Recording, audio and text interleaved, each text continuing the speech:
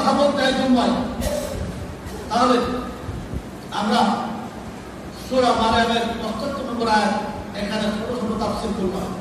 আমাদের কি নামাজ ছাড়া যাবে? জোরে বলেন যাবে? জবান করে বলেন যাবে?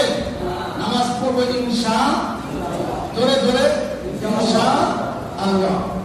বেনামাজীদেরকে না বলুন, বেনামাজীদেরকে না বলুন, ওদের সাথে আমাদের কোনো সম্পর্ক নাই।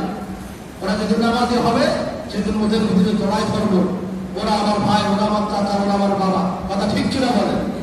বেনামাজ আছে সেখানে, বর্জন হবে সেখানে। রাজি আছেন তো? ইনশাআল্লাহ আল্লাহ তাআলা কবুল করবেন। আমিন। আসেন, বিশ্বনবী মুহাম্মদ রাসূলুল্লাহ সাল্লাল্লাহু আলাইহি ওয়াসাল্লামের অতি আদরের সাহাবী, নাম খাব্বাব বিন আরদ, পিতা আল আরদ, দাদা চান্দা।